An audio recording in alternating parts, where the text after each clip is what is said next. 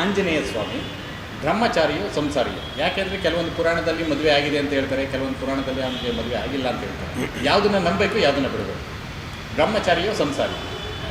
ಇಲ್ಲಿ ಇದು ಈಗ ಬಂದಿರತಕ್ಕಂಥ ಒಂದು ನ್ಯಾಯ ಸಮ್ಮತವಲ್ಲದ ಒಂದು ವಿಚಾರಗಳಿದೆ.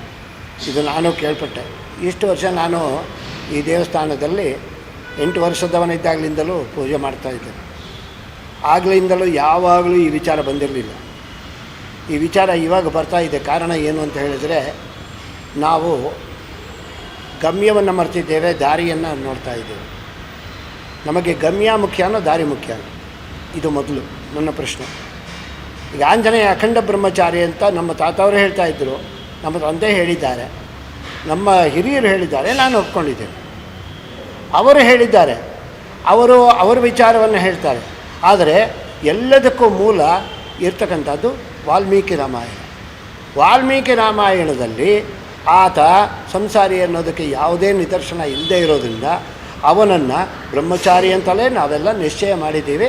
ಅದೇ ರೀತಿ ಅವನನ್ನು ಅಖಂಡ ಬ್ರಹ್ಮಚಾರಿ ಅಂತಲೂ ಹೇಳಿ ಆತನನ್ನು ಮೊದಲಿಂದ ಪೂಜೆ ಮಾಡ್ಕೊಂಡು ಬರ್ತಾ ಇದ್ದೀವಿ.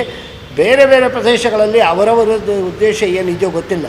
ಅಲ್ಲಿಗೂ ನಾನು ಇದನ್ನು ಶೋಧನೆ ಮಾಡಿದೆ.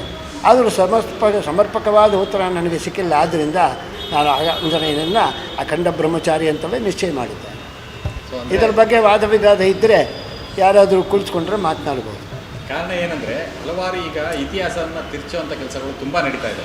ಹಾಗಾಗಿ ಒಂದೊಂದು ಅವ್ರಿಗೆ ಯಾವ ರೀತಿ ಇಚ್ಛೆ ಬರುತ್ತೋ ಆ ರೀತಿಯಲ್ಲೇ ಹೇಳ್ಕೊಂಡು ಹೋಗ್ತಾ ಇರ್ತಾರೆ. ಹಾಗಾಗಿ ಅದನ್ನು ವಿಚಾರ ನಿಮ್ಮಂಥ ಹಿರಿಯರಿಂದ ತಿಳ್ಕೊಳ್ಳೋಣ ಅಂತ ಒಂದು ಆಶಯ, ಮತ್ತು ನಮ್ಮ ವೀಕ್ಷಕರಿಗೆ ತಿಳಿಸುವಂಥ ವಿಚಾರ.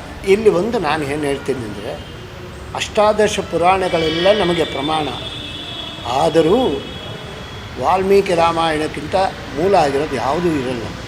ವಾಲ್ಮೀಕಿಗಳು ಆಗಲೇ 9600 ವರ್ಷಗಳ ಹಿಂದೆ ಇದನ್ನು ನಮಗೆ ಕೊಟ್ಟಿರತಕ್ಕಂಥದ್ದು ವಾಲ್ಮೀಕಿ ರಾಮಾಯಣವನ್ನು. ಆ ಶ್ಲೋಕ ರೂಪದಲ್ಲಿ ಬಂದಿದ್ದ ಆ ಒಂದು ಮಹಾಕಾವ್ಯ ಏನಿದೆ, ಅಲ್ಲಿಂದಲೇ ಎಲ್ಲ ಬಂದಿರತಕ್ಕಂಥದ್ದು. ಪುರಾಣಗಳನ್ನು ನಾವು ಸುಳ್ಳು ಅಂತ ಹೇಳಬಾರ್ದು. ಆದರೆ ಪುರಾಣಗಳಲ್ಲಿ ಇಲ್ಲ.